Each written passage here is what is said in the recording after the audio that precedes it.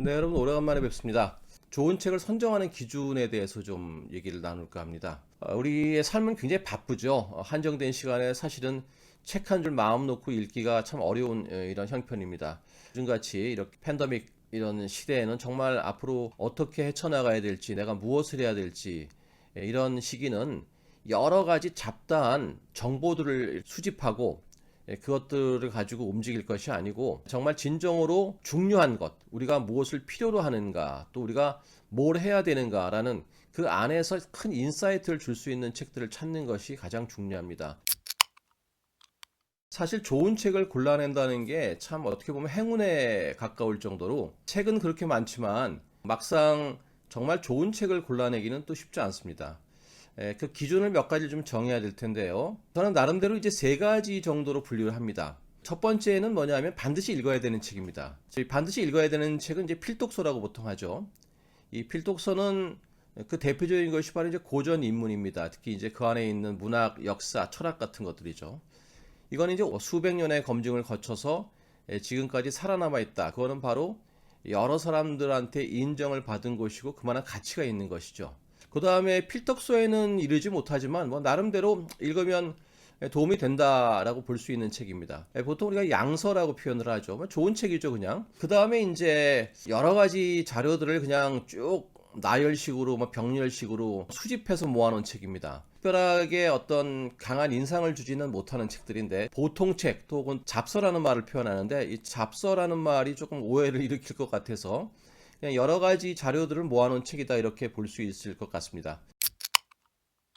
자, 그러면은 제일 먼저 필독서라는 건 어떤 특징을 갖고 있냐면은 우리가 책을 읽는 목적 중에서 가장 그 대표적인 목적, 가장 중심적인 목적은 아마 물론 뭐 취미로 시간 때우기로 읽는 분도 있고 큰 목적 없이 읽는 분도 있지만 거의 대다수의 책을 읽는 분들의 목적은 그 책을 통해서 내가 보다 나은 나를 만들겠다라고 하는 것일 겁니다. 근데 그게 이렇게 여의치가 않죠. 이 필독서는 그 안에 저자가 강한 어떤 메시지를 가지고 있습니다. 강한 개념을 가지고 있다고 표현하는데 이걸 보통 우리가 메타 컨셉이라는 말을 씁니다. 굉장히 강한 개념과 논리 그리고 사상을 가지고 있습니다. 그것이 대단히 독창적이죠. 그러니까 이 저자가 여러 가지 자료들을 보고 데이터를 보고요.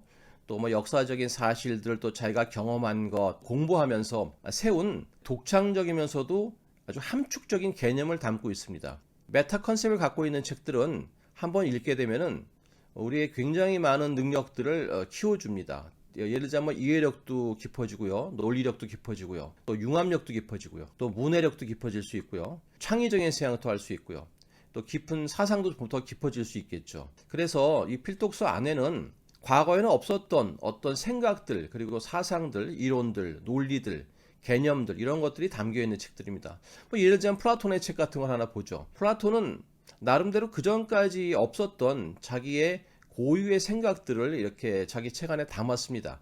그런데 그것이 우리가 살아가는 세상사, 삶, 인간 혹은 또 죽음, 사람 간의 관계, 뭐 사회, 정치 수많은 것들과 연관할 수 있는 융합적인 개념들을 설명하고 있다 이렇게 볼 수 있습니다. 그런 책들을 한번 보면은 우리가 짧은 시간이지만 굉장히 발전이 눈에 띄게 이렇게 일어나는 걸 볼 수 있습니다. 물론 그런 책들은 이렇게 쉽게 만만하게 책장에 넘어가지는 않습니다. 그러나 한번 읽고 나면 그때 얻을 수 있는 효과라고 하는 것들은 고생한 것 그 이상을 얻을 수 있겠죠. 그 다음에 이제 두 번째 뭐 일반적으로 양서라고 불리우는 책들은 독창적인 사상이나 독창적인 개념, 독창적인 이론은 없습니다. 그러나 여러 가지 데이터 혹은 또 다른 메타 컨셉을 갖고 있는 책들을 잘 정리해서 저자가 나름대로의 논리를 갖고 그것들을 이렇게 꽤 맞춘 것이죠. 이 책을 보면 그냥 어떤 메타 컨셉의 아주 요약본들, 간단간단한 요약본들이 어떤 것이 있었는가 하는 정도들을 볼 수 있는 것이죠. 물론 그러한 것들을 이렇게 이어놓은 것도 나름대로의 저자의 의도고 또 능력일 수는 있지만 이 안에서는 보다 함축적이고 포괄적인 개념들은 우리가 발견할 수 없는 것이죠. 그 다음에 이제 여러 가지의 데이터나 자료들을 이렇게 나열한 것이죠. 별 뜻 없이 사람이 좀 더 생각도 깊어지고 또 논리도 좀 보다 더 치밀해지고 이해력도 좋아지고 이런 것이 아니라 그냥 여러 가지 정보들 혹은 또 지식들만 이렇게 쭉 기억나는 것들이죠. 사실 이런 것들은 시간이 지나면 머릿속에 남는 것이 별로 없습니다. 그냥 재미삼아 읽을 수 있는 책들입니다. 사실은 이런 책들을 우리가 많이 골라내고 가려내야 되는데 대부분의 그 독서의 시작을 자신에게 편한 책들을 하라 이런 이제 추천을 받다 보니까 흥미롭지만 크게 유익하지 않은 책들을 많이들 있습니다. 이제 이것이 자꾸 반복되다 보면은 책은 읽긴 읽는데 뭔가 달라지는 게 없는 것이죠.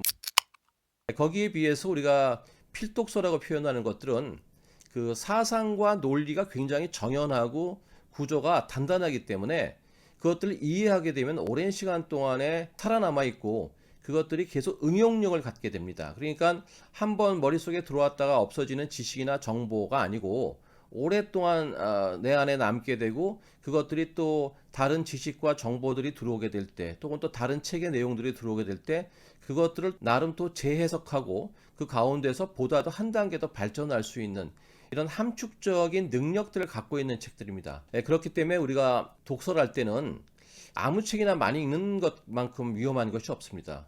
독서는 굉장히 쉬운 우리의 일이기도 하지만 또 어떤 면에서는 굉장히 신경을 많이 써야 되고 또 세밀한 계획하에서 좀 꼼꼼하게 내가 책을 어떤 것을 읽을 것인가 하는 것들을 잘 찾아낸 다음에 그것들을 하나하나 읽어나가는 과정들이 되게 중요합니다. 이 필독서는 비단 그 고전 인문뿐만이 아니라 현대 혹은 미래 서적이라고 하더라도 전 세계적인 전문가 그리고 사상이나 또 혹은 또 논리나 생각 면에서 상당한 그 역량을 갖고 있는 세계적인 석학이라든지 또 각 분야에서의 전문가들 이런 분들이 쓴 현대나 미래서 같은 것들도 당연히 우리 필독서 안에 들 수 있습니다. 그래서 여러분들이 일단 좋은 책을 먼저 선정할 때 필독서와 그 다음에 양서들, 그 다음에 잡서들 이 세 가지들을 잘 구별해서 반드시 내 독서 계획 안에 상당 부분을 할애해야 되는 것입니다. 정말 좋은 책들을 선정해서 우리 한정된 시간들, 정말 아까운 시간들 속에서 우리가 책을 읽는 보람들 그리고 책을 읽는 효과를 극대화할 수 있는 이러한 시간을 반드시 가져야 되겠습니다.